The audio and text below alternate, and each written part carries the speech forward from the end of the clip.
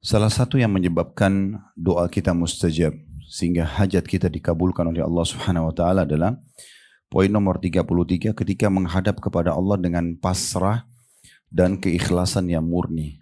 Jadi dua poin itu yang digarisbawahi. Pasrah dan keikhlasan yang murni.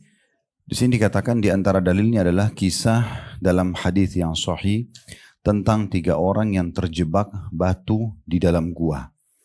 Tentu di sini penulis tidak menukil hadisnya, nanti akan kita sebutkan dan ingatkan kembali. Namun kita fokus ke judul dulu. Jadi di sini ada kata-kata pasrah, berarti menerima semua apa yang sedang kita alami sebagai ujian dari Allah Subhanahu wa taala. Dan juga kalau ada ujian atau ada hajat kita pasrah kalau hanya Allah yang akan memberikannya. Jadi walaupun tidak ada orang yang membantu kita dalam memenuhi hajat kita, tetap saja ada Allah bersama kita. Ini kurang lebih definisi sederhananya masalah pasrah itu. Banyak orang pada saat mereka misal berdoa, ada sesuatu misalnya urusan karena dia menghadapi permasalahan dalam hidupnya, dia bergantung pada manusia dulu. Yang paling pertama dia pikir siapa kira-kira teman atau orang yang bisa membantu melunasi utang atau mengutangkan uang kepada dia atau membawanya ke tempat dan tujuan yang sedang dia ingin tanpa dia melibatkan Allah Subhanahu wa taala. Ini orang tidak pasrah pada Allah. Orang yang pasrah itu yang paling pertama dia lakukan adalah Allah dulu. Ada masalah apapun yang sedang dihadapi, maka dia langsung menghadap kiblat, tinggal alhamdulillah wassalatu wassalamu ala rasulillah, lalu mengatakan ya Allah mudahkanlah urusan ini untukku. Kita pernah jelaskan dalam masalah doa kita ini, Bapak Ibu sekalian, walaupun itu adalah sebuah nikmat yang melimpah dan kita berharap agar Allah Subhanahu wa taala pertahankan, maka minta kepada Allah. Jangan sampai membuat kita melenceng keluar dengan cara kita malah menyombongkan diri, menganggap seakan-akan itu adalah ilmu kita, adalah keterampilan kita. Padahal sebenarnya kesehatan, harta, kebahagiaan dengan pasangan hidup, dengan anak-anak ini semua Allah yang aturkan. Maka tanda-tanda pasrah seseorang adalah selalu dia kembalikan kepada Allah Subhanahu wa taala. Itu kalau ada nikmat. Kalau ada ujian juga sama. Kalau ada nikmat, kalau ada ujian juga sama. Kalau ada ujian dia tidak cari dulu manusia, tapi yang pertama adalah Allah Subhanahu wa taala. Itu kurang lebih pasrahnya. Makin Bapak Ibu pasrahkan kepada Allah, maka makin terbuka pintu-pintu rezekinya, terbuka pintu-pintu jalan keluarnya. Dan salah satu kiat yang sangat cepat mendatangkan jawaban doa adalah kalau seseorang itu betul-betul mengembalikan hanya kepada Allah Subhanahu wa taala. Jadi jangan pernah merasa rugi kalau kita belum bicara sama manusia, belum minta tolong sama manusia, sementara kita sudah berdoa dan memohon kepada Allah Subhanahu wa taala. Ini yang dimaksudnya. Sehingga kita jangan menjadikan Allah itu nomor kesekian. Ada orang Allah dijadikan nomor ke-20, 30, nanti kalau sudah mentok, nggak ada lagi orang yang bisa bantu di kalangan manusia, ide-ide sudah terlalu banyak yang dituangkan dan tidak bisa juga direalisasikan, baru mereka sholat tahajud, baru mereka umroh, baru mereka berdoa sama Allah. Ini keliru. Begitu juga dengan masalah keikhlasan murni. Ini masalah yang kedua. Maksudnya ketulusan dia betul-betul dalam memohon kepada Allah tanpa ada keraguan. Kalau seseorang masih ragu, Allah bisa bantu nggak ya? Allah akan bantu nggak ya? Ini berarti tidak ikhlas. Ini berarti tidak ikhlas. Jadi betul-betul Bapak Ibu, atau kita masih berharap pujian orang, manusia. Ini berarti tidak ikhlas. Kalau dua hal ini terkabulkan atau terpenuhi dalam diri kita, kita selalu pasrahkan kepada Allah secara totalitas. Dan kita tulus, betul-betul tidak ada indikasi duniawi dalam permohonan kepada Allah, maka ini salah satu kiat tercepat untuk diterima doanya. Nah, dalil yang diangkat oleh penulis di sini, walaupun tidak ditulis, adalah hadis yang masyhur riwayat Bukhari Muslim. Tentu di bawah ada footnote-nya ya, menjelaskan diriwayatkan oleh Bukhari dengan nomor-nomor hadisnya, di mana tiga orang kata Nabi SAW sebelum kita, umat sebelum kita, mereka tiga-tiganya jalan kemudian kehujanan, hujan yang sangat lebat, lalu mereka menemukan ada satu gua di kaki gunung, lalu mereka masuk ke dalam, dan subhanallah hujan makin deras sampai jatuhlah sebuah batu besar dari atas gunung, gelinding dan menutup pintu gua tersebut. Sehingga mereka sama sekali nggak bisa mendorongnya. Mereka nggak bisa keluar. Di dalamnya pengap. Ya, mereka betul-betul tidak bisa mengangkat suara pun supaya orang lain dengar dari luar. Karena batu besar ini betul-betul pas di mulut gunung. Kuasa Allah Subhanahu wa ta'ala. Di mulut gua itu maksud saya. Maka akhirnya salah satu di antara mereka mengatakan tidak ada yang bisa memberikan kita jalan keluar di saat ini kecuali Allah Subhanahu wa taala. Maka mari kita pasrahkan permasalahan ini, serahkan semua kepada Allah kalau Allah memang sedang menguji kita, dan kita coba menceritakan amal kita yang paling ikhlas, yang paling tulus kepada Allah. Maka mulailah yang pertama mengatakan, ya Allah, sesungguhnya saya memiliki kedua orang tua yang sangat saya bakti kepadanya, dan setiap hari saya selalu pulang membawa susu buat mereka, dari gembalan kambing bawa susu, dan saya tidak pernah mengkonsumsi susu itu bersama istri dan anak saya kecuali saya sudah minumkan kepada kedua orang tua saya dulu.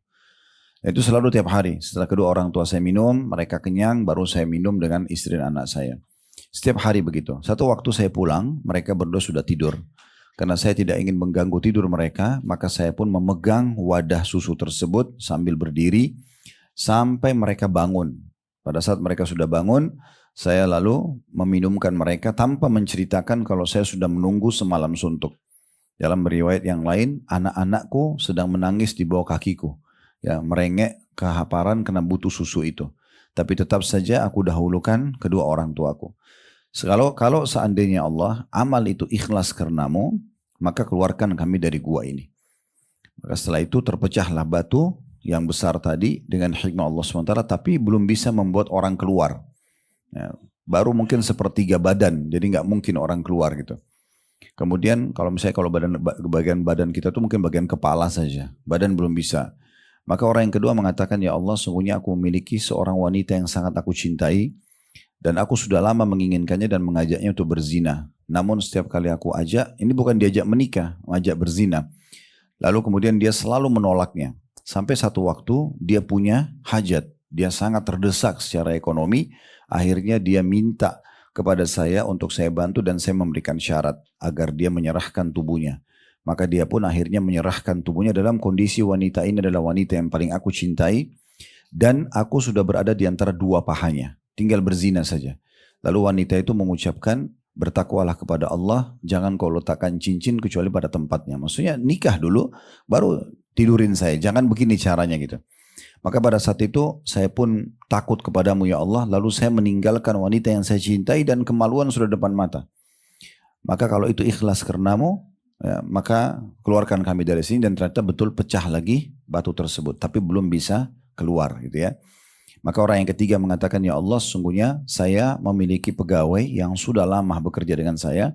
Satu waktu dia pergi tiba-tiba tanpa mengambil upahnya. Lalu kemudian saya berinisiatif, upahnya itu saya berikan hewan ternak, jantan dan betina yang dikembangbiakkan. Setelah sekian tahun, dia kembali lalu dia mengatakan, wahai Tuan, bertakwalah kepada Allah, Anda tahu saya punya hak dari upah yang belum saya terima, maka berikanlah kepada saya.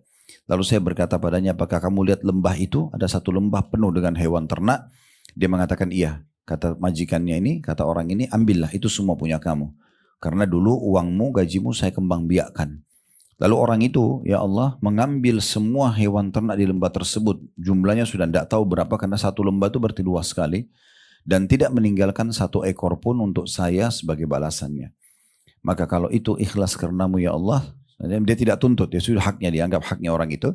Kalau itu ikhlas karenamu, keluarkan kami dari gua ini, maka keluarlah mereka dari gua tersebut, karena batu pecah lagi yang bisa membuat mereka keluar.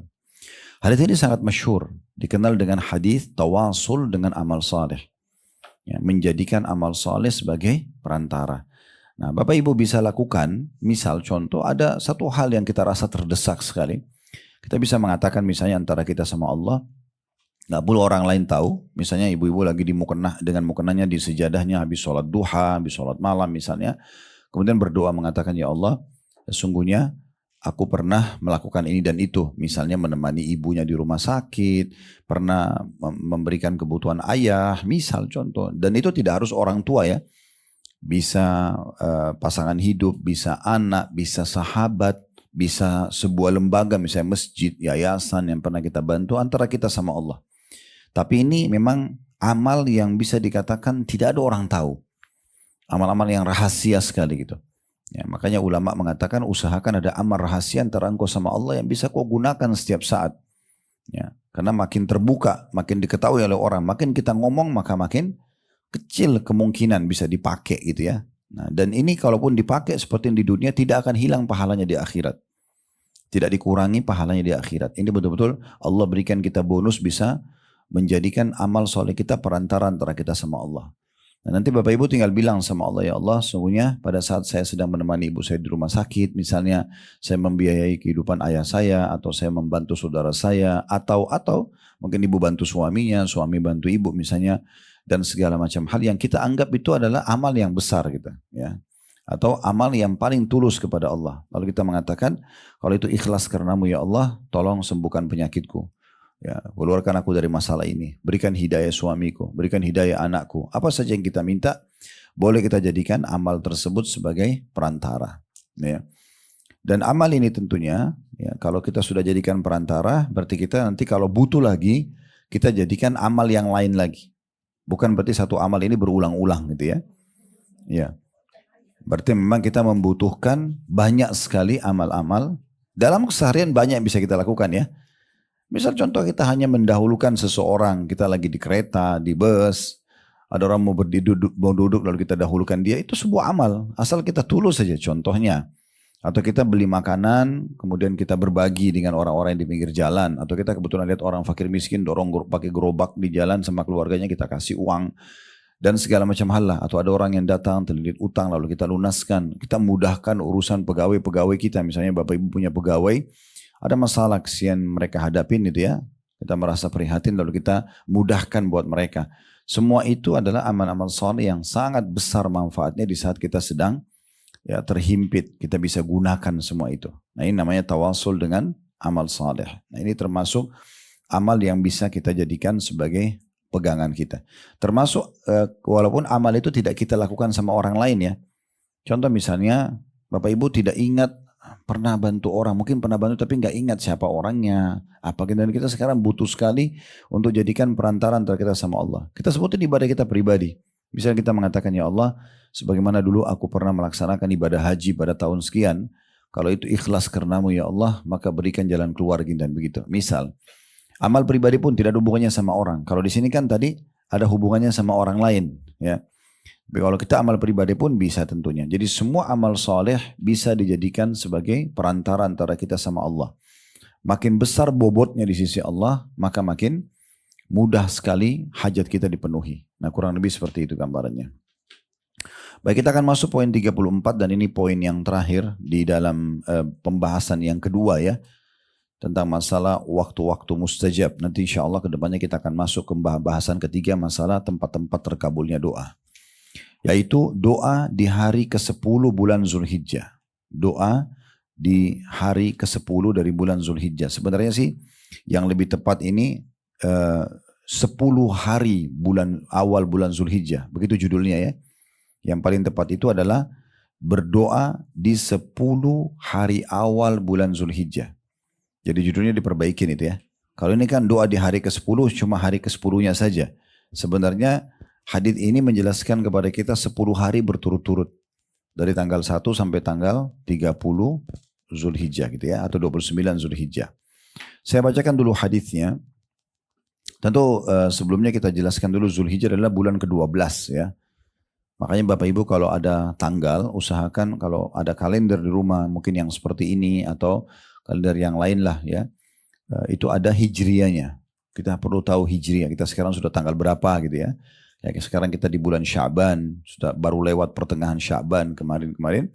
Maka kita tinggal kurang dari 2 pekan atau 2 pekan kita akan masuk ke Ramadan gitu ya. Dan Ramadan Sya'ban bulan ke-8, Ramadan bulan ke-9 dari bulan Hijriyah. Ya, jadi kalau sekarang Sya'ban ini seperti kalau Masehi itu Agustus ya, bulan ke-8. Ramadan sama dengan September, kurang lebih maksudnya urutan ke-9. Ramadan bulan ke-9. Nanti Syawal, kalau kita biasa bilang selamat Hari Raya Idul Fitri 1 Syawal. Nah, itu berarti bulan ke-10. Ya. Itu sama dengan Oktober lah kalau Masehi. Setelahnya ada Dzulqa'dah, bulan ke-11 sama dengan November. Nah, setelahnya bulan Zulhijjah. Bulan ke-12 ini mirip dengan bulan Desember. Tapi tentu tidak berurut ya. Tidak berurut karena bulan-bulan Hijriyah rata-rata 29 hari.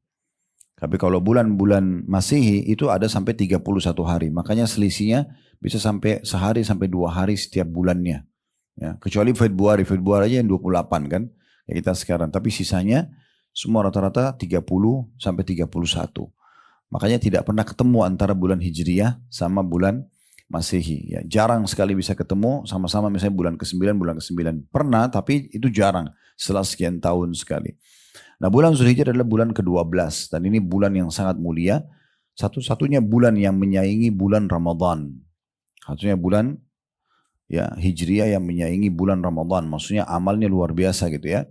Terutama di 10 awal bulan Zulhijjah. 10 awal bulan Zulhijjah. Jadi kalau 10 Zulhijjah itu Bapak Ibu sekalian adalah Idul Adha.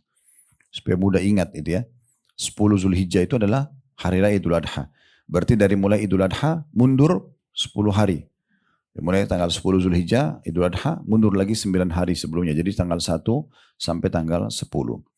Nah ini hari-hari emas seorang muslim. Ini yang disebutkan dari hadits Ibnu Abbas radhiyallahu anhu, Abdullah bin Abbas radhiyallahu anhu dari Nabi SAW, beliau bersabda, "Ma min ayyamin al-amalu salihu fiha ahabbu ila Allah min hadhil ayyam, ya'ni ayyamal ashr." Qalu ya Rasulullah walal jihadu fi sabilillah qala walal jihadu fi sabilillah illa rajulun kharaja bi nafsi wa mali falam yarji min dzalika bi syai'. Kata Nabi SAW, tidak ada hari-hari yang diisi dengan amal-amal saleh yang lebih Allah sukai, cintai daripada amal-amal saleh pada hari-hari ini.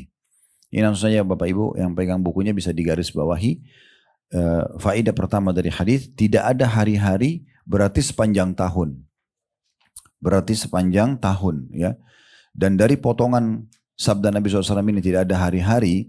Dan di sini dikatakan yang diisi dengan amal saleh yang lebih Allah cintai ya daripada amal-amal pada hari-hari ini. Sebagian pendapat ulama mengatakan bahkan 10 awal bulan Zulhijjah mengalahkan 10 terakhir Ramadan. Kita tahu 10 terakhir Ramadan ada Lailatul Qadar ya. Malam yang sangat mulia. Satu hari, satu malamnya sama dengan 1000 bulan atau lebih baik dari 1000 bulan gitu ya. Tapi dari hadis ini menandakan bahwasanya 10 awal bulan Zulhijjah lebih baik daripada 10 akhir Ramadan. Ini pendapat ulama dan kami berpegang pada pendapat itu. Karena saya lihat ini sangat masuk akal. Apa alasannya? Dikatakan di sini karena hari-hari itu paling Allah cintai. Dan di sini Nabi SAW mengatakan sekali lagi tidak ada hari-hari yang diisi dengan amal saleh yang lebih Allah sukai atau cintai daripada amal yang dikerjakan pada hari-hari ini. Maksudnya adalah 10 hari Zulhijjah. 1 sampai 10. Maka para sahabat bertanya, karena penasaran. Kalau amal-amal saleh semuanya dikerjakan itu adalah paling afdal di 10 awal bulan Zulhijjah. Maka mereka bertanya, tidak juga jihad fi sabilillah wahai Rasulullah. Berperang juga di jalan Allah, keluar, membawa jiwa, membawa harta, juga belum bisa menyamai makna hadisnya ya. Amal soleh sekecil apapun yang dikerjakan di awal, 10 awal bulan Zulhijjah. Contoh misalnya, kita pas di 1 sampai 10 Zulhijjah, Bapak Ibu baca subhanallah. Apakah subhanallah itu makna pertanyaan sahabat? Juga belum bisa mengalahkan, juga belum bisa dikalahkan oleh jihad. Jadi berperang pun, ya belum bisa mengalahkan kata-kata subhanallah atau alhamdulillah atau sedekah 1000 rupiah di 10 awal bulan Zulhijjah itu juga jihad belum bisa menyainginya. Kata Nabi SAW, tidak pula jihad fisabilillah. Berperang pun di jalan Allah belum bisa menyaingi amal sekecil apapun yang dikerjakan di 10 awal bulan Zulhijjah. Oleh karena itu ini saya sering ingatkan di kajian-kajian kami, Bapak Ibu tolong garis bawahi baik-baik. 1 sampai 10 Zulhijjah ini betul-betul digaris bawahi. Nanti kita jelaskan amal-amal apa yang Bapak Ibu dianjurkan untuk kerjakan gitu ya. Tapi yang jelas ini digaris bawahi walaupun masih lama supaya kita selalu mengingatnya gitu ya. Kemudian dikatakan kata Nabi SAW ada satu keadaan di mana jihad bisa bersama menyaingi pahala amal walaupun sekecil apapun yang dikerjakan di 10 awal bulan Zulhijjah. Yaitu seorang laki-laki yang keluar untuk berjihad dengan jiwa. Dia pergi berperang dengan tubuhnya, jiwanya dan juga seluruh hartanya. Lalu dia tidak kembali dengan sesuatu pun darinya. Dia terbunuh mati syahid, hartanya habis diinfakkan di jalan Allah, baru bisa menyaingi amal-amal saleh yang dikerjakan di 10 awal bulan Zulhijjah. Ini berarti menandakan memang amal ini luar biasa. Amal-amal yang luar biasa yang tak terkalahkan sama sekali. Baik, kita mulai dulu penjelasan. Jadi tadi kalau kita bilang poin nomor 1 tidak ada hari-hari berarti sepanjang tahun. Poin nomor 2-nya adalah kedudukannya amal soleh ini mengalahkan jihad. Itu diambil dari tidak juga jihad di jalan Allah. Ya. Sekarang kita jelaskan dulu yang dibahas dengan 10 awal bulan Zulhijjah. Bapak Ibu bisa mulai buka surah At-Taubah, surah nomor 9 ayat 36 dulu. Beranjak daripada ayat ini dulu. At-Taubah ayat 36. Allah berfirman di At-Taubah 36, "Inna iddatash syuhuri 'indallahi 12 syahran fi kitabillah yauma khalaqas samawati wal arda minha arba'atun hurum. Dzalika ad-dinul qayyim fala tadhlimu fihinna anfusakum." Al-ayah. Ayatnya masih berlanjut tapi sampai sini saksi bahasannya. Allah mengatakan sesungguhnya di sisi Allah Subhanahu wa taala ada 12 bulan di mana Allah telah tentukan untuk pertanggalan kalian, gitu kan? Dari semenjak diciptakannya langit dan bumi, ya. Dan di antaranya ada 4 bulan yang dimuliakan, itulah ajaran agama yang lurus. Nah, gitu ya. 12 bulan ini bulan-bulan Hijriyah. Muharram bulan pertama, Safar bulan kedua, Rabiul Awal bulan ketiga, Rabiul Tsani bulan keempat, Jumadil Ula bulan kelima, Jumadil Tsaniyah bulan keenam, Rajab bulan ketujuh, Sya'ban yang kita sekarang bulan ke-8, Ramadan bulan ke-9, kemudian Syawal bulan ke-10, Zulqa'dah bulan 11, Zulhijjah bulan ke-12. Ini 12 bulan memang Allah suruh kita jadikan sebagai pegangan, ya, untuk kita jadikan tolak ukur. Dan banyak sekali hukum-hukum berhubungan dengan masalah bulan Hijriah ini, ya. Di antaranya ini 10 awal bulan Zulhijjah, di antaranya penentuan bulan Ramadan, di antaranya puasa Ayyamul Bid 3 hari setiap bulan, ya, yang pahalanya sama dengan pahala puasa setahun, ya. Maka semua itu kita bisa tahu, oh kita sudah berada di tanggal 13, 14, 15 bulan Hijriah misalnya. Supaya kita bisa puasa Ayyamul Bid itu juga kita harus tahu pertanggalan. Makanya saya titik beratkan lagi, usahakan punya pertanggalan yang ada hijriahnya, gitu ya. Dan cukup banyak disebarluaskan. Kami pun mencetak seperti yang di atas meja ini sudah ada tanggal hijriah dan masehinya. Bahkan diberikan warna-warna tertentu untuk hari-hari puasa, ya, supaya di bawah ada informasi tentang masalah puasanya. Ini dulu. Kemudian Allah mengatakan dari 12 bulan itu ada 4 bulan yang dimuliakan. Kalau lihat terjemahannya itu 4 bulan dimuliakan. 4 bulan ini dimuliakan, kata Imam Qurtubi rahimahullah, kalau tidak salah menukil dari perkataan Ibnu Abbas radhiyallahu anhuma, itu bulan-bulan dimuliakan ini, Bapak Ibu sekalian, kalau Anda buat amal soleh di sini dilipat gandakan pahalanya, kalau Anda buat dosa dilipat gandakan hukumannya. Nah, 4 bulan ini dari 12 bulan dimuliakan itu Ramadan tidak masuk. Ramadan punya kemuliaan sendiri. Tapi 4 bulan ini adalah bulan Rajab, bulan yang ke-7.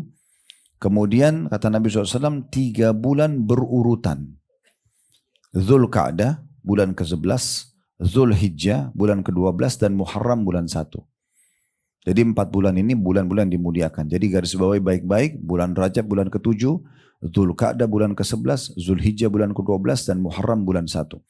Ini 4 bulan, amal apa saja yang Bapak Ibu lakukan, maka dilipat gandakan dari hari-hari yang lainnya.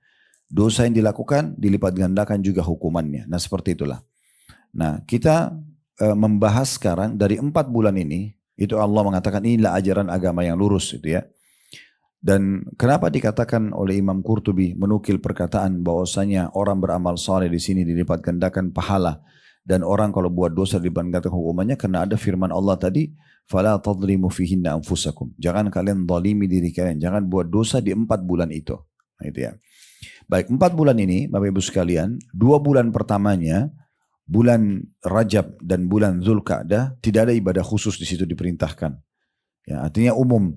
Bapak Ibu sholat 5 waktu, sholat qobliyah, ba'diyah, duha, sholat malam, zikir, baca Quran, sedekah. Pokoknya semua amal-amal saleh itu dia lebih baik daripada bulan-bulan lain. Ya, tidak ada ibadah khusus gitu. Tapi 2 bulan lagi, Zulhijjah yang sedang kita bahas, sama bulan Muharram ini ada ibadah khusus. Kita coba lihat dulu bulan Muharram. Bulan Muharram itu adalah ada puasa Tasu'a dan Ashura. Puasa 9 dan 10 Muharram, ya. Yang kalau orang puasa tanggal 10 Muharram itu bisa mengampuni dosa-dosa setahun yang lalu. Dan puasa yang paling afdal setelah puasa Ramadan untuk sunnah adalah puasa di bulan Muharram. Tapi kita tidak bahas juga Muharram karena ibadahnya lebih fokus kepada ibadah secara umum dan ada puasa tadi 9 dan 10. Tapi bulan Zulhijjah ini luar biasa dahsyatnya bulan ini. Dari 4 bulan ini Zulhijjah yang paling luar biasa. Sampai tadi sudah kita jelaskan sedikit kalau 10 awal Zulhijjah ada pendapat ulama mengatakan lebih afdal daripada 10 terakhir Ramadan. Kenapa? Ada apa sebabnya? Kita sekarang rincikan sebabnya. Bulan Zulhijjah. Yang pertama, bulan Zulhijjah ada Idul Adha. Idul Adha ini terjadi di tanggal 10 Zulhijjah. Dan Idul Adha lebih afdal daripada Idul Fitri. Lebih afdal. Biasanya kan lebih ramai kita Idul Fitri ya. Padahal sebenarnya yang lebih afdal adalah Idul Adha. Kenapa? Karena setelah sholat Idul Fitri, itu tidak ada ibadah khusus. Bapak Ibu bebas mau silaturahim keluarga, mau tamasya, bebas saja. Gak ada ibadah khusus. Tapi kalau Idul Adha, sesudah sholat ada apa? Ada kurban. Allah mengatakan, فَصَلِّ رَبِّكَ وَانْحَرْ. Sholatlah Idul Adha itu, hai Muhammad, dan berkurbanlah sesudahnya. Dan ibadah kurban ibadah yang sangat besar pahalanya. Gitu kan? Kita tahu kisahnya luar biasa. Bagaimana Nabi Ismail tidak jadi disembeli oleh Nabi Ibrahim AS. Allah langsung gantikan dengan domba. Nabi SAW berkurban. Orang yang sedang haji berkurban gitu ya. Jadi ada Id ya. Sholat Idul Adha. Dan Idul Adha sendiri adalah hari raya yang tidak boleh kita berpuasa. Nah ini yang pertama. Yang kedua. Di 10 hari Zulhijjah ini. Tepatnya mulai tanggal 8, 9, 10 sampai 13. Itu ada ibadah haji. Ada ibadah haji. Nah, itu di tanggal 8 hari Tarwiyah. Kita nginap di Mina. Jemaah haji pergi ke Mina. Ibu dan bapak tinggal niat dari kamar hotelnya. Ya, orang Mekah dari rumah mereka. Pakai ihram. Pergi ke Mina. Sholat duhur di waktu duhur 2 rakaat. Sholat asar di waktu asar 2 rakaat. Kemudian maghrib di waktu maghrib 3 rakaat. Dan isya di waktu isya 2 rakaat. Duduk banyak berzikir kepada Allah di waktu itu. Kemudian kita nginap besoknya selepas atau sebelum duhur tanggal 9 kita ke Arafah. Jadi ini adalah hari yang sangat mulia. Di mana Nabi SAW mengatakan tidak ada hari yang paling banyak Allah selamatkan hamba dari api neraka dibandingkan hari Arafah. Ya. Dan puncak ibadah haji di hari Arafah. Makanya kata Nabi SAW Al-Hajju Arafah. Haji itu adalah hadir di Arafah. Sampai hari ini di Saudi, kalau ada orang yang sudah niat haji, Bapak Ibu sekalian, kemudian mereka berhalangan, sakit misalnya, selama belum meninggal oleh pemerintah Saudi, dibawa pakai ambulan, diihramkan lalu dibawa ke Arafah. Karena kalau hadir di Arafah, walaupun dalam kondisi dia tidak sadar, diihramkan, gitu ya. Iya, karena dia sudah niat haji dari awal, gitu ya. Maka dibawalah dia ke Arafah, ditinggalkan di situ, ya, dengan ada perawatnya sampai nanti terbenam matahari. Jadi kalau Bapak Ibu haji tidak boleh luput Arafah gitu ya. Walaupun sebenarnya saya yakin semua travel tidak akan luput karena mereka berusaha gitu ya. Mereka berusaha. Cuma memang yang kadang-kadang luput itu banyak travel tidak mau jalankan yang tanggal 8 karena mereka anggap sunnah hari Tarwiyah tadi. Kami sarankan kalau haji pilih travel yang lengkap 6 hari hajinya. 8 sampai 13. Nah, biasanya travel-travel itu mau simpelnya ya mereka hilangkan tanggal 8 dan mereka hilangkan tanggal 13 awal dan akhir karena menganggap itu sunnah. Kalau kami di Uhud Tour nggak bisa, harus 6 hari semuanya. Jemaah pun kita ajak ya supaya sama-sama karena ini walaupun sunnah beda sehari-sehari tapi pahalanya lebih besar. Sayang sekali gitu. Nah yang jelas tanggal 9 nanti jemaah haji menuju ke Arafah mulai dari duhur sampai terbenam matahari. Ini puncaknya ibadah. Ya, biasanya ada sholat duhur dan asar jamak qasran takdim. Di qasar duhur dan asar 2 rakaat dimajukan di waktu duhur. Kemudian ada khutbah Arafah disampaikan oleh ustadznya masing-masing biasanya gitu ya di tendahnya. Kemudian setelah itu makan siang dan boleh beristirahat sejenak. Habis itu ibadah. Yang paling penting adalah doa. Tidak ada ibadah yang mengalahkan di hari Arafah dibandingkan doa. Makanya kata Nabi SAW, doa yang paling afdal doa Arafah. Terutama selepas asar sampai terbenam matahari. Karena dalam riwayat dikatakan Nabi SAW pada saat hari Arafah, kalau sudah masuk waktu asar, tapi sudah sholat ya. Karena semua orang, walaupun orang Mekah, kalau hadir Arafah, sholatnya duhur asar jamak qasar, seperti musafir. Nanti di waktu masuk asar, mulai condong bayangan sudah tidak kelihatan. Nah itu habis asar, seperti umumnya 3:30, jam 4 itu ya. Sampai maghrib ini waktu berdoa. Kami sarankan, kami himbaukan Bapak Ibu sekalian, kalau lagi di Arafah jangan terlalu banyak makan, minum gitu ya. Akhirnya bolak-balik, tidur, ngantuk karena kekenyangan, habis itu ke WC, terbuang-buang waktu. Bukan tidak boleh, makan secukupnya. Ya, karena di sana itu biasa apalagi kalau yang VIP itu macam-macam cemilannya gitu kan. Ya, akhirnya antri di sini, antri di sana, antri di sini, semua mau dicoba. Ya, bisa sakit perut nanti akhirnya, ya, macam-macam. Sudah es krim, jus, ini, itu, amas. Jadi boleh tapi jangan berlebihan. Karena saya lihat banyak jemaah habis waktunya untuk itu. Sayang sekali. Udah kekenyangan, masuk panas cuaca, masuk ke tenda, ada AC, tidur. Ya. Oh sudah sholat asar, bangun nanti menjelang maghrib. Ya. Jadi berdoanya tinggal 15 menit, setengah jam, sayang sekali. Kami kalau di Uhud Turtus selepas asar saya ajak jemaah. Kalau ada, biasanya kalau tendanya memang di belakangnya kayak ada bukit atau apa, saya bawa ayo Bapak Ibu keluar. Karena kalau di tenda ini kena AC, ya tidur, nanti minum ini, makan itu tidak berhenti. Habis asar kita keluar, naik ke bukit. Biasa kalau di cuplikan media kami lihatin itu. Ya, kalau ada bukit kami keluar, ayo kita berdoa di sini. Sampai terbenam matahari. Karena Nabi SAW itu selepas asar beliau berdoa sambil mengangkat tangannya sampai putih ketiaknya kelihatan. SAW. Tidak turun sampai maghrib. Berdoa terus. Jadi berapa jam itu? Bisa 2 jam lebih, 3 jam berdoa. Ya, itu yang dianjurkan di Arafah. Memang hari kita berdoa. Sampai sebagian ulama mengatakan, kalau ada yang mengatakan mana lebih baik, saya baca Quran atau saya berdoa di Arafah. Tetap di hari Arafah berdoa. Ya, karena doa itu yang sangat dianjurkan sekali. Gitu ya. Dan keutamanya sangat banyak. Di antaranya hadis Nabi SAW, kalau tiba hari Arafah, maka Allah Azza wa Jalla turun ke langit bumi, lalu berkata kepada para malaikat, lihatlah hamba-hambaku itu, mereka datang kepadaku dengan berdebu, ya, karena orang di Arafah berdebu, panas gitu kan, cuaca umumnya musim panas biasanya kalau haji itu. Mereka datang untuk mengharapkan rahmatku, maka jadilah kalian saksi semua wahai para malaikat, aku telah mengampuni dosa-dosa mereka. Lalu Allah berfirman kepada ahli Arafah, pulanglah dalam kondisi dosa-dosa kalian sudah dimaafkan.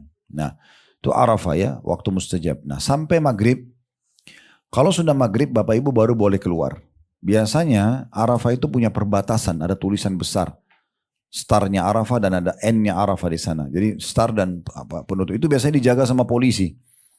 Supaya jemaah haji jangan keluar dari lokasi sebelum terbenam matahari. Kadang-kadang ada juga jemaah yang ngeyel itu. Ya. Padahal itu anjurannya Nabi SAW itu jangan keluar Arafah sebelum terbenam matahari. Jadi usahakan telatkan aja. Sampai kalau perlu terbenam matahari kita pastikan kita masih di Arafah. Ya. Nah setelah itu malamnya tanggal 9 itu malam lebaran Idul Adha kita ke Muzdalifah. Muzdalifah tidak ada memang tenda. Biasanya kita mabitnya di bus atau kita buka permadani atau karpet, duduk di sebelah bus gitu ya. Kalau dapat lokasi nunggu sampai pertengahan malam gitu ya. Ada juga yang menunggu sampai subuh, dua-duanya boleh. Ya, setelah itu kita istirahat. Jadi di Muzdalifah hari istirahat. Nabi SAW sholat maghrib isya jamak takhir, diterlambatkan. Maghrib 3 rakaat, isya 2 rakaat di waktu isya. Beliau makan, habis itu beliau istirahat. Habis sholat subuh beliau tinggalkan ya, lokasi Muzdalifah. Itu Idul Adha, 10 Zulhijjah. Fatwa ulama membolehkan kalau ada orang tua, ada wanita, ada anak kecil, boleh meninggalkan sebelum waktu subuh. Gitu kan? Nah ini umumnya biasa travel memang jalan di waktu-waktu itu. Nah di saat Idul Adha tiba, di tanggal 10 Zulhijjah, ini puncaknya nih. Ya. Karena kita berihram dari tanggal 8, tanggal 9, nah, sampai tanggal 10-nya. Tanggal 10 ini kita mengerjakan 3 perbuatan. Jumrah Aqabah, biasa orang bilang melontar setan besar gitu ya. Karena ada lontar Aqabah, Wusta, Sughra. Aqabah itu sebenarnya istilah bukit yang sedikit agak tinggi diistilahkan dengan Aqabah. Melontar Aqabah hari itu, Idul Adha. Kemudian nanti ada besok sampai tanggal 13 melontar 33. Aqabah ya. Kemudian Wusta itu sedang dan Sughra itu kecil. Masing-masing 7 butir. Tapi di Idul Adha cuma 1 jumrah. Cuma 1 jumrah. Setelah jumrah 7 butir batu kecil, dan ini 1 batu kecilnya itu menggugurkan 1 dosa besar. Jadi hari itu kita lontar 7 batu, 7 dosa besar rontok semua, bersih. Hanya dengan bertakbir Allahu Akbar lempar, ya pelan-pelan, batunya kecil-kecil aja. Bawa batu dari tenda boleh di sekitar Arafah atau Muzdalifah. Kalau enggak bisa ambil di sekitar situ enggak masalah, gitu kan. Yang penting batunya batu kecil, gitu kan. Karena itu simbolik kita melempar gitu ya, mengikuti perbuatan Nabi Ibrahim alaihissalam pada saat digoda oleh syaitan. Dia mau menyembelih Nabi Ismail, digoda oleh syaitan di 3 titik itu. Lalu Nabi Ibrahim melempari iblis dengan batu sehingga dia pergi. Nah setelah Jumrah Aqabah, kita berkurban, nyembelih hewan, hadyu namanya ya. Ini biasanya terjadi pada jenis haji 2, haji tamattu sama haji qiran. Tamattu sama qiran ini menggabungkan antara umrah sama haji. Biasanya kita dari Indonesia selalu tamattu, dan itu umrah yang paling afdal.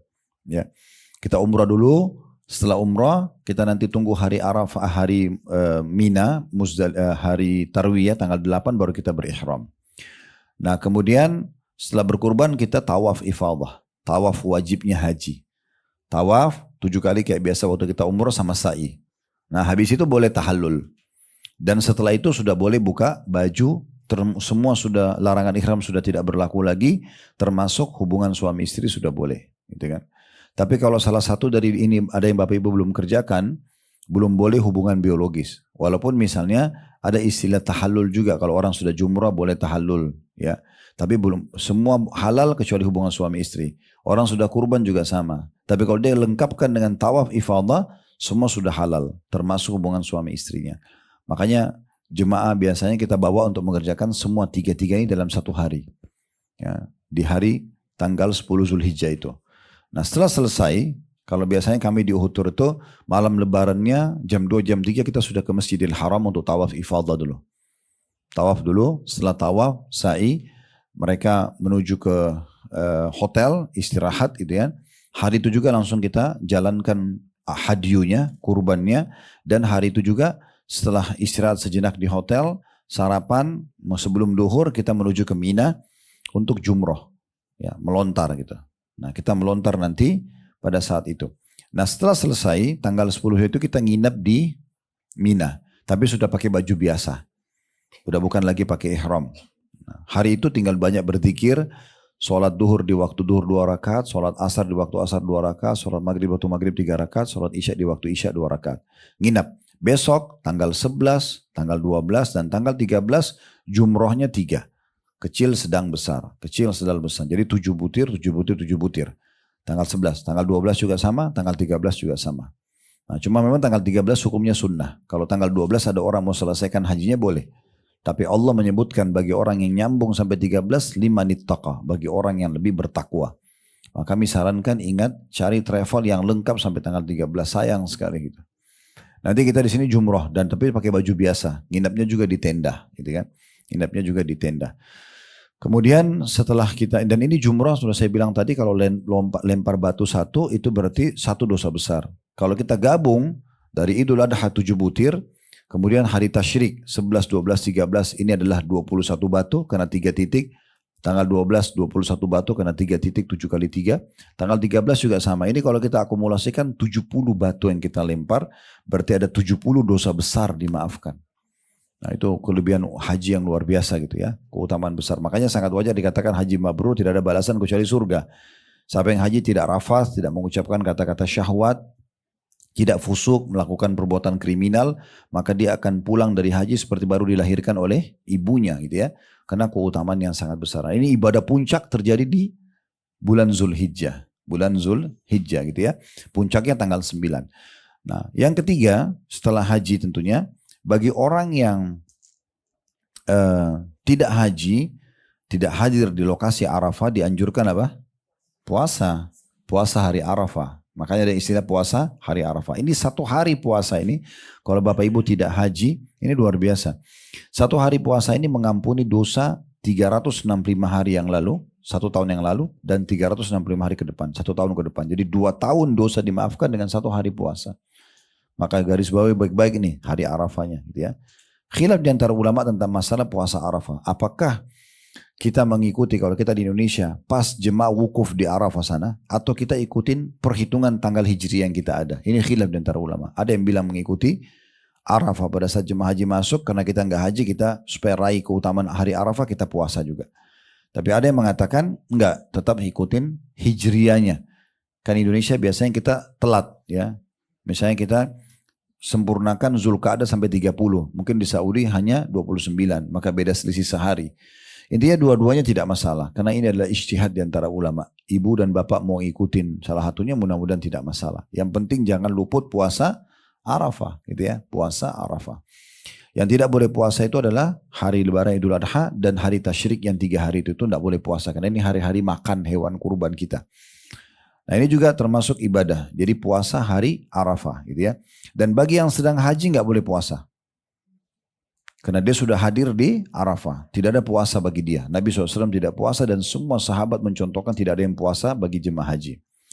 Yang kelima adalah berkurban. Ya, kita berkurban. Yang keempat. Baik. Yang keempat berarti kita berkurban. Ya, kita berkurban, dan berkurban ini bagi yang sedang haji dan tidak haji. Ya. Tentu hewan kurban yang paling afdal adalah seseorang berkurban dengan domba jantan bertanduk, badannya berwarna putih, bagian mata, kedua mata dan keempat kakinya ada bulu hitamnya. Ya, kalau Bapak Ibu tanya kenapa begini, karena Nabi SAW berkurban dengan itu, 2 ekor jantan seperti ini. Makanya kami di Adhafam, di perusahaan yang kami buat khusus untuk melayani juga kurban ini, itu kita siapkan itu domba itu, cari di peternakan-peternakan kita cari sampai dapat domba itu, memang ada, tapi tidak banyak. Ya, domba-domba jantan yang bertanduk, semuanya bulunya putih, bagian mata dan keempat kakinya bulunya warna hitam. Kalau tidak ada boleh warna apa saja, ya. Tapi Nabi SAW berkurban dengan 2 ekor domba jantan, gitu ya.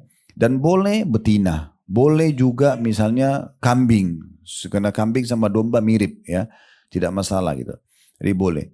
Dan ini pendapat ulama berbeda tentang masalah mana lebih afdol. Kita berkurban dengan domba atau kambing. Ya, domba dan kambing atau sapi dan unta. Ada yang mengatakan tetap lebih afdol domba, karena ceritanya Nabi Ismail diganti oleh domba. Kemudian juga Nabi SAW berkorban dalam hadis Bukhari dengan 2 ekor domba jantan. Saya pun berpegang pada pendapat ini.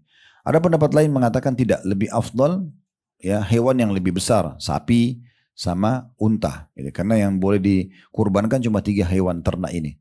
Kambing sama domba satu jenis, kemudian sapi dan kerbau satu jenis, dan unta. Ya, 3 jenis hewan ini yang boleh dikurbankan, gitu ya. Dan anjurannya agar Bapak Ibu berkurban lalu mengambil sebagian dagingnya untuk kita makan. Kalau tidak bisa boleh kita bagikan semua. Tapi intinya adalah usahakan berkurban. Khusus domba atau kambing boleh 1 domba untuk 1 keluarga. Kayak misalnya sang suami sembelih, dia niatkan untuk dia sama istri dan anak-anaknya, itu boleh. Ya. Kalau sapi, maka 1 ekor bisa maksimal 7 sama unta, 7 orang maksimal ya. Tapi jangan dipaksakan. Misal contoh, Bapak Ibu punya kemampuan untuk berkurban. Ibu punya uang, suami juga punya uang. Berkurban masing-masing. Masing-masing itu lebih baik gitu kan. Ini ibadah individu kepada Allah Subhanahu wa taala ya. Misalnya ibu mau kurban sapi sendiri, suami juga sapi sendiri, itu enggak apa-apa. Itu malah bagus gitu ya. Dan tidak harus dipaksakan 1 sapi masuk 7 nama. Ada seorang ibu dulu pengajian bilang sama saya, Ustaz saya mau ikut kurban nanti di tempat Ustaz. Baik, tapi Ustaz saya masih baru punya 4 nama, saya cari 3 lagi. Saya tanya siapa saja 4 bu? Saya, suami sama 2 anak saya. Terus ibu mau cari 3 lagi siapa? Ya saya cari orang biar lengkap jadi 7. Saya bilang untuk apa bu? Ibu memang butuh tambahan dana? Dia bilang tidak. Kebetulan beliau orang mampu gitu kan. Saya bilang gak usah. Kalau bisa 1 sapi 1 orang, 1 orang aja. Kalau memang betul-betul harus gabung karena gak cukup dananya, baru gabung 2 orang.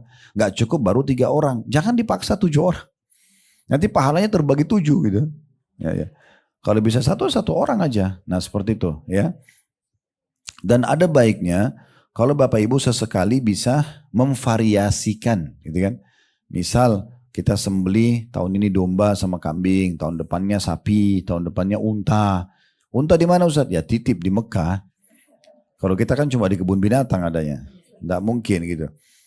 Lah ya bisa saja kita titip ya. Kami biasanya kalau lagi haji, kalau ada jemaah yang mau nitipkan, kita terima titipannya. Nanti kita akan sembelihkan unta di sana. Ya. Sebenarnya itu transaksi jual beli ya. Karena memang kita kasih harganya, saya tidak tahu harganya. Kadang-kadang kita tidak tahu harga di sana. Kita akan memberikan ini akadnya jual beli aja. Jadi dia beli kepada Uhud Tour. Untahnya nanti kita akan sembelihkan di sana. Karena masalah selisih harga nggak mungkin kita udah ini selisihnya sekian. Karena kalau titip itu kan tidak boleh naik harganya gitu kan.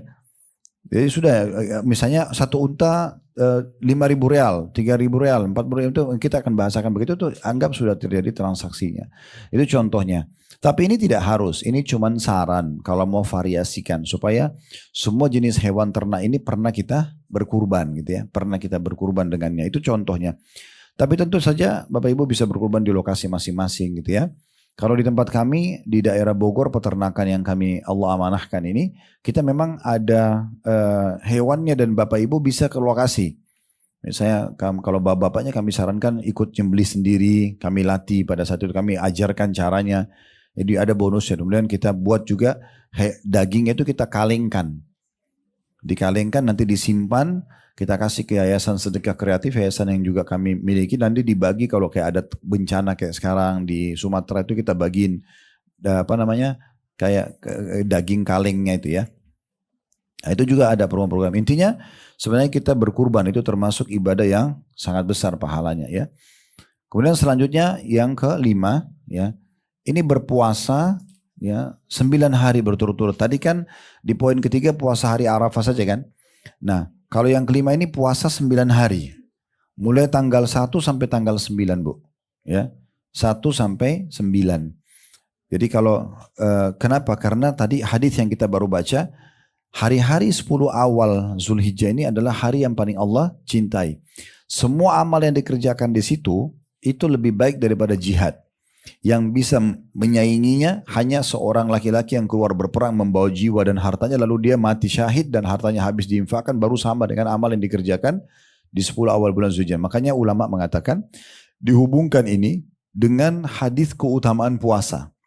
Kan kata Nabi SAW, Allah SWT berfirman seluruh amal ibadah anak Adam sudah ditentukan kadar pahalanya.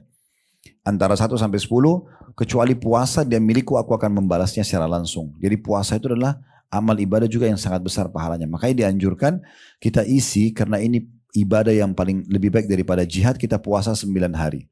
1 sampai 9. 10 gak bisa puasa karena Idul Adha. Gak boleh kita puasa di Idul Adha dan tidak boleh juga puasa 3 hari setelah Idul Adha, namanya hari-hari tasyrik tadi ya, hari berkurban gitu ya. Tadi saya singgung juga masalah kurban. Kalau Bapak Ibu misalnya, Ustaz saya punya kemampuan Ustaz, saya mau beli sekalian. Saya mau beli kambing, saya mau beli sapi, saya mau beli unta. Silakan, bagus-bagus saja. Boleh nggak orang berkurban lebih dari 1 ekor? Boleh. Bapak Ibu mau kurban 100 ekor juga silakan. Antara Anda sama Allah SWT. Lebih bagus, lebih banyak, lebih bagus gitu. Misal kita sudah berkurban di Idul Adha. Terus ada lagi satu yayasan telepon kita. Ini Ibu mau nyumbang nggak di sini? Ada kebutuhan misalnya di Papua, di mana, di pelosok-pelosok. Oke, saya nyumbang lagi, beli lagi kambing di sana, beli lagi ini, beli lagi itu. Tidak apa-apa, tidak masalah. Yang penting kita punya spare 4 hari itu. Kita boleh berkurban sampai hari terakhir tasyrik ya, tanggal 13 Zulhijjah. Nah seperti itulah. Kemudian yang selanjutnya yang keenam adalah memperbanyak zikir. Takbir, tahlil, tahmid ya. Ini di 13 hari pertama bulan Zulhijjah luar biasa. 1 sampai 13 sampai selesai haji ya. Tapi dimulai dari tanggal 1 Zulhijjah orang sudah mulai membaca itu ya. Allahu Akbar, la ilaha illallah, Allahu Akbar, walillahil hamd. Diulang-ulangi. Ya, sampai Abu Hurairah, Abdullah bin Umar, dan majma'in ini jalan di pasar-pasar dan jalan Madinah mengeraskan suara mereka. Orang-orang juga ikut membaca bersama mereka gitu ya. Jadi kita memperbanyak membaca. Tapi di hari Idul Adha itu kita baca setiap habis sholat. Ya, setiap habis sholat kita membacanya. Kalau tadi dari tanggal 1 sampai 9 itu umum. Kita kapan saja lagi di jalan, lagi di tangga, lagi ibu dan bapak lagi belanja di satu tempat sambil bertakbir itu di 10 awal bulan Zulhijjah. Sampai kata Nabi SAW tidak ada di hari-hari ini orang yang bertakbir, orang yang bertahlil, Allahu Akbar, la ilaha illallah itu kecuali akan diberikan berita gembira. Kata para sahabat, ya Rasulullah, apakah dengan surga? Kata Nabi SAW, iya. Ya, jamin surga bagi orang yang memperbanyak zikrullah di saat itu. Zikrullah di saat itu. Selebihnya tentunya yang ketujuh, yang itu adalah memperbanyak amal-amal umumnya. Sedekah, misalnya silaturahim keluarga. Semua itu adalah ibadah-ibadah yang lebih baik daripada jihad. Jadi jangan disia-siakan gitu ya. Kita memperbanyak amal-amal. Saya juga sarankan bagi yang pergi haji misalnya, kalau Bapak Ibu ada yang pergi haji, itu kami biasa buat program di Uhud Tour. Kalau kita sudah dari jumroh pulang, saya suruh jemaah bawa uang masing-masing, uang cash ya. Nanti kita akan mampir di restoran-restoran di perjalanan pulang dari jumroh, beli di situ, beli air, beli jus, beli makanan, bagiin jemaah haji, bagiin sebelum pulang ke tenda. Karena kita nggak tahu kapan lagi kita bisa sedekah buat jemaah haji, dan dari seluruh dunia ada di situ. Nah, itu alhamdulillah jemaah Uhud itu sangat menikmati sekali pada saat itu. Wah Ustadz ini luar biasa, kita nggak pernah nyangka gitu ya. Tapi alhamdulillah Allah mudahkan, kita beli, kita bagi-bagiin. Yaudah silakan, tinggal pegang minumannya di jalan jemaah haji lewat itu, bilang aja sabilillah, orang sudah pada ambil gitu kan.